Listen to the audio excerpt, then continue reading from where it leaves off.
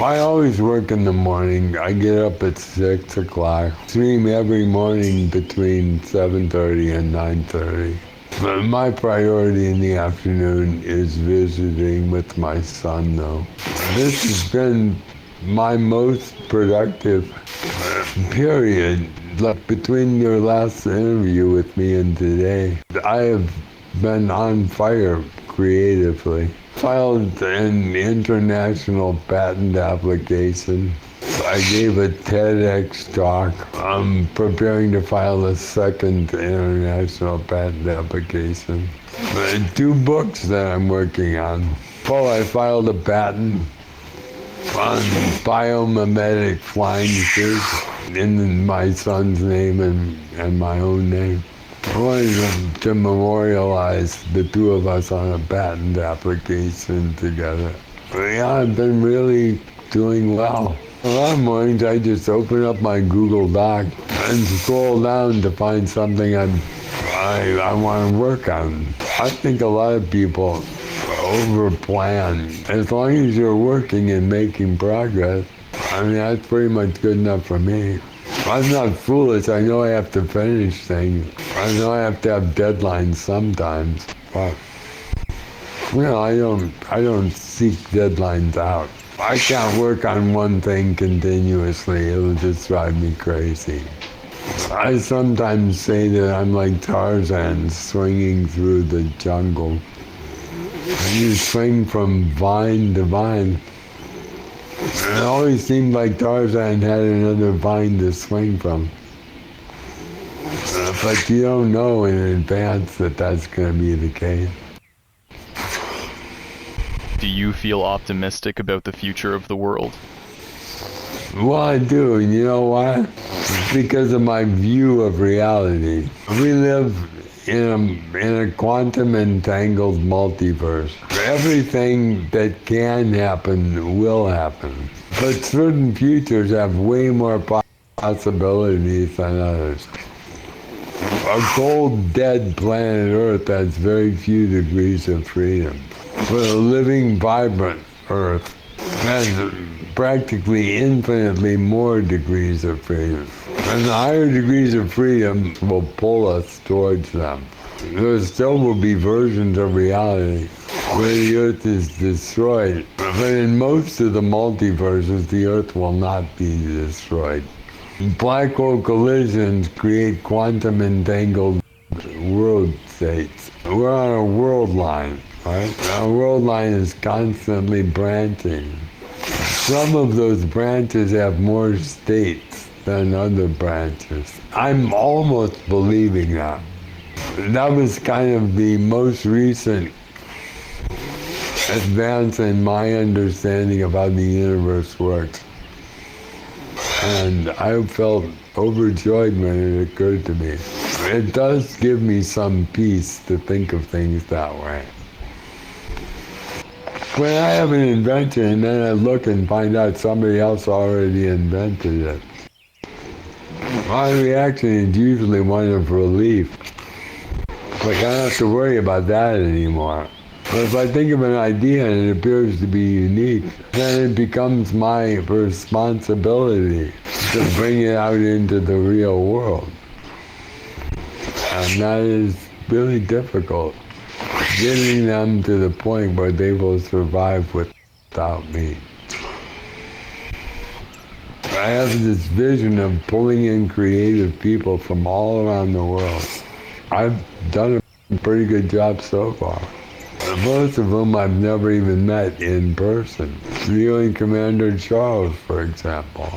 It's possible to feel emotionally connected to people that I've never met in physical reality.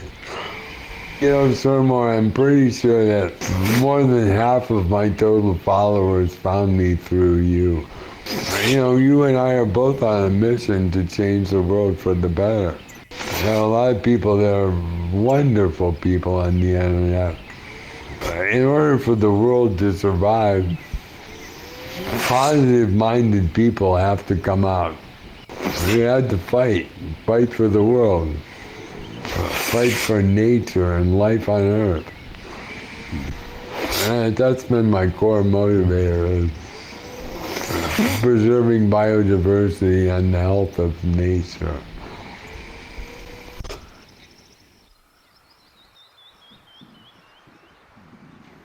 Talking about this stuff is it's difficult. Like I was preparing for this a little bit.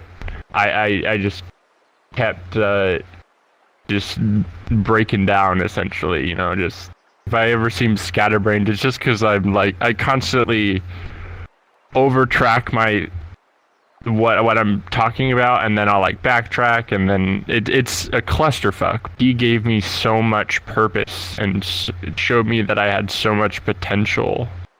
There was this one day in particular, we were like filming a video for YouTube. In the middle of filming this video for YouTube, Roger deadass like looks over at me and he's like, "You really need to open yourself up to the universe, Jake." I was like, "Bro, what the fuck? I'm gonna kick your ass right now.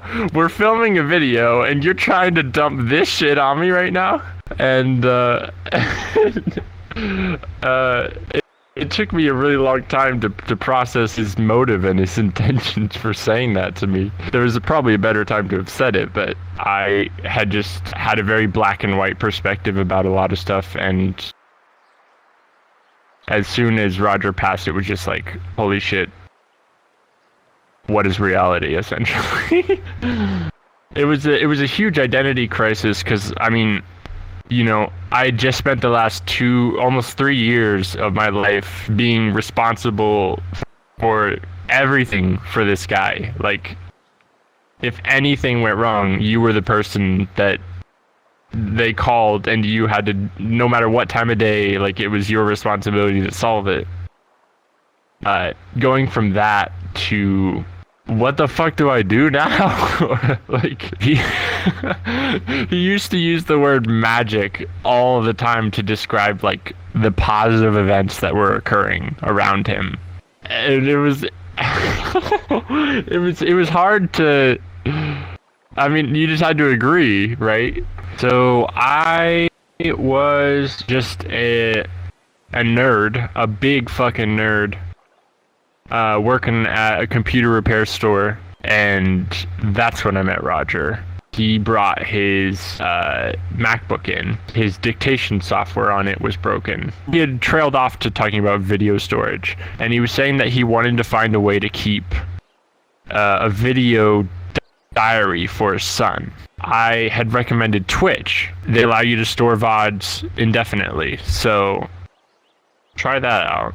He was just the kind of guy that saw opportunity at every given moment. He was kind of looking for additional caregivers, additional people to look out for him. Just after a conversation with me, he had determined that he would be interested in me being a part of that. And he had asked me if I was entrepreneurial. I was the ADHD type entrepreneur that would just like make apps and make websites and video games, jump from project to project to project. Roger thought that was perfect. You know, he was kind of the type of dude that would work on everything that he possibly could. So we were very compatible in that sense. I think we exchanged emails. He emailed me later that day, and then I quit my job like a few days later, essentially. I wasn't confident at all about it. It was just such a weird fucking situation. It was a roll of the dice. The main things that were on the table at the time, I believe, were just, I think it was his L-pipe, like his Continental Supergrid technology, and just a handful of different like environmental ideas, like the submarine supertanker, which is a way to transport all the fresh water that's from Greenland to like all sorts of parts of the world that need it. I was just fixing computers. It was like I didn't really have much else to do, so I was just like, why not try this out? We started streaming on Twitch and almost immediately had this community of people to talk to and share our adventures with, just any time of the day. The only reason that We had an endless stream of people coming to our Twitch stream. I mean, you're going to get Twitch viewers regardless, but we had an influx and an ongoing influx of people coming in from your interview. Those people opened infinite doors for us in terms of support, in terms of finding care, and just, yeah. I mean, everything. And just social stimulation. We were active for 30 months on Twitch, right? Around 30 months on Twitch. And that's like 912 days. And out of those 912 days, he streamed 655 of those, which means he had about a 72% attendance record. We smoked an ungodly amount of CBD flower. Like, we used to buy 4 pounds of CBD flower at a time, and you would cook it into coconut oil and make it like CBD oil. But when we had initially got it, we wanted to try it out. So we ended up smoking probably like 6 or 7 bowls of this together. And we were just like, it's CBD, it's not going to do anything, but we were fucking zooted. It was a great time. He would take 20 milligrams of THC in the form of a gummy bear every morning, and then also about 3 to 5 tablespoons of CBD oil every single morning. And then every once in a while, when I would show up, I would give him a hit off of my cart.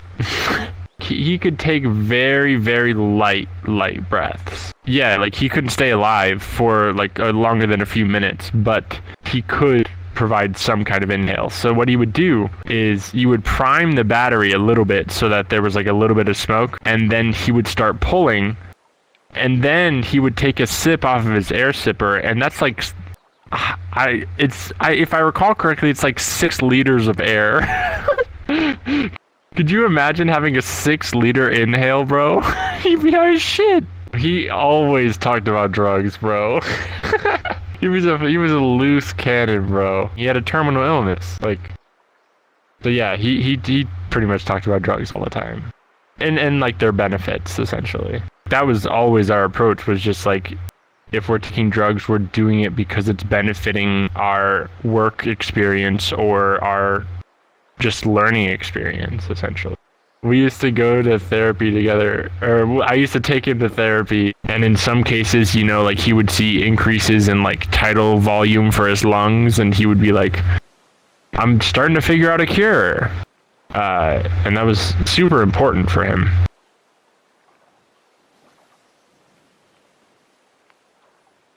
Just looking forward to that, at least, even if he was wrong. I believe that his theory that he had about his own particular case has validity. There's lots of direct links in between the cyanobacteria, BMAA, and neurological diseases like Parkinson's, Alzheimer's, and ALS. I think it was the Gulf War had like this massive outbreak of people that had Parkinson's and ALS essentially. And when they went out there into the desert, it was just like coated in the cyanobacteria that they believe that that's the cause of, or at least a potential cause of those diseases. He used to go on tangents all the time, just like rattling off about random science facts, random facts about life, whatever. We had like a tangent counter on our Twitch page. It's probably still there.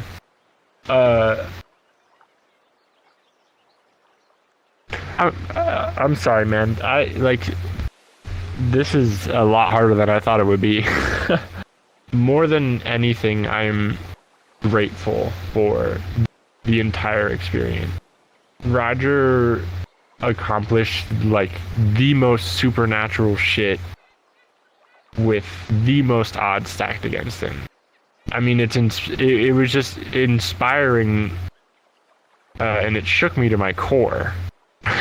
He was so consistent with his attitude about. He wasn't always the happiest person. He just made the most out of everything. And I definitely can say that I have tried to do the exact same ever since. The amount of stuff that he did on his own in the 2.5 years that I worked with him was just it was insane. I was like, what the fuck? How do you manage this output, you know? He did a TED Talk, and he presented a paper at a university. He got partnerships with 2 different universities for like prototypes just like with an email, essentially. It just certainly made me a lot more optimistic about my own life. And we would do like music trivia and like all sorts of stuff like that. And it was like, he was a father to me.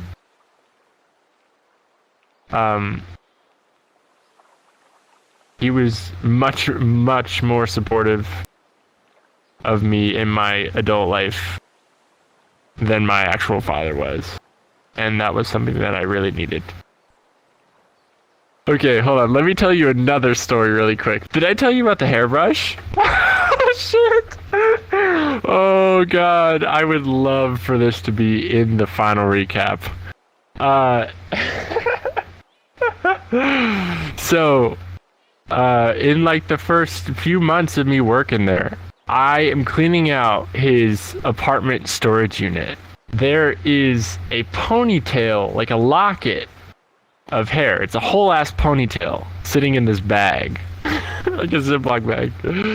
It was Roger's ponytail, like Roger's gray ass dead hair ponytail, just tied together with weird hair ties. You grabbed his ponytail, snipped it at the root, and stuck it in a Ziploc bag. I bring it back into the apartment, and I'm like, hey bro, what the fuck is this ponytail doing in your storage unit, man? Just like, what the heck's going on? And he looks me dead in the eyes, and he's like, I wanted to make it into a hairbrush to be used in the bedroom, like for foreplay. And I was just like, bro, we were live on Twitch when all this happened. What the fuck are you talking about right now? So he ends up calling one of his hippie friends. He's like, hey Miriam, is it weird that I want to use this human hair on a brush for the bedroom? And she's like, no, of course not. So I was ostracized, if you will, for not having an open mind about it. Flash forward like a week later, and we're sitting in downtown. This guy starts walking up, and he's holding, well, it's strapped to him. It's like a shoulder strap. He's got a steel pan on his hip.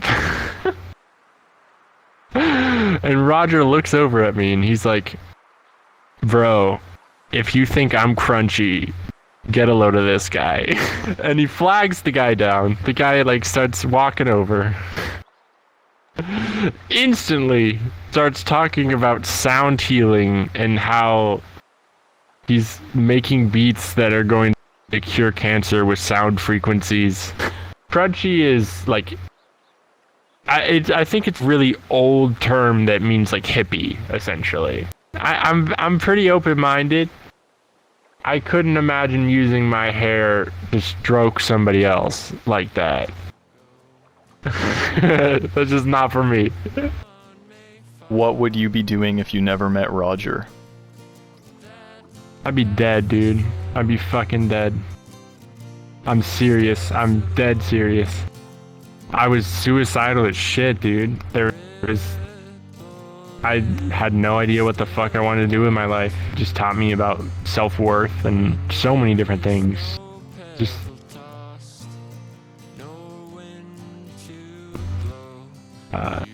yeah, no, I without a doubt, I would be dead. But if you fall alone. If you should stand, then who's to guide you? If I knew the way, I would take you home.